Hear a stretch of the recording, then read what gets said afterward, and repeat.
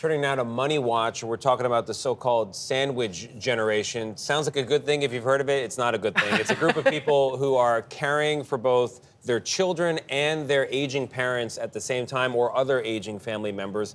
They're caught in the middle of both. A new survey reveals that 52% of these folks feel financially disadvantaged because of the support they are providing on two ends of the generational spectrum. CBS News business analyst Jill Schlesinger is here with advice to ease that financial strain. Jill, good morning. So glad to have you here. So many people are in this predicament. What kind of sacrifices are they making? You know, the most obvious one is when you're supporting two sets of people, almost three generations, you can't save. So according to this survey, 60% say, hey, I can't save. And another 40% are saying, I'm skipping some purchases, vacations. That seems reasonable. But then like 35% say, I can't save for retirement even. So just plain old savings, I'm skipping debt payments. I really think this is a huge issue because I am not a parent, okay? But I hear from parents all the time who say to me, I cannot possibly say no to my kids if they're in trouble, and I must take care of my parents. I will forego for myself. Yeah. And my answer to that is, this creates a multi-generational problem, right? Yeah. Because if you can't be honest with everybody, you're putting yourself at risk, and someone else is going to have to then take care of you. So I worry about this. So how can people who are doing this ease some of that strain? I know that we always talk about, like, let's have open and honest conversations. So let's have open and honest conversations. Easier said than done. Yeah, yes. Exactly. And you want to pick a time when things aren't so heated, right? So when your kid is coming to you and says, I need some help with something, there's a big difference between an emergency, like I'm here for your backstop, and ongoing support. So let's say you've got a kid who's living with you, an adult child. You might say, okay, how long is this going to last?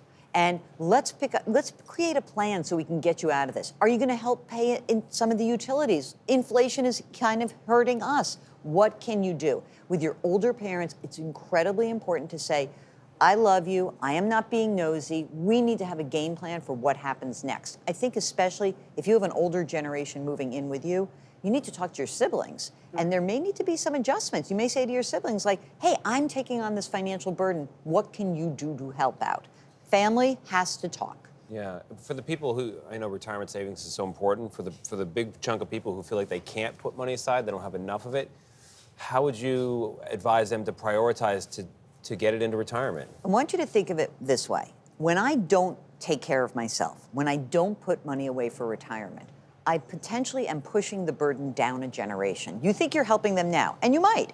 You might help them now, but if you are not in a place to take care of yourself down the line, those adult children are going to have to talk to you, and they're going to be the ones who are going to have to bail you out. So what is important is when you have these conversations, it's multi-generational. We know that. It means that you say to your kids, even when they're young, if they're in high school, you say, this is what we can afford at college. When you say to your parents, you're in trouble, this is what we can afford to do for you now.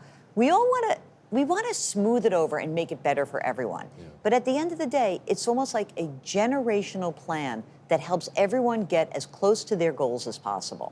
I feel like we need to call this the squeeze generation, because like I love sandwiches, right? So yeah. You call it the sandwich generation. You don't want to give it a bad name. Yeah. It sounds like you're part of some cool club where you eat like hoagies after school. Yeah, I mean, listen, I hear from these people all the time on my podcast and my radio show. Yeah. And when you really kind of scratch beneath the surface, it's this feeling of, I am a parent and I don't want to disappoint. I am an adult child and my parents did so much for me. So I want you guys to understand, yes, it's hard, but let's have these conversations, put a game plan together for everybody. And if you don't stop it, it just perpetuates.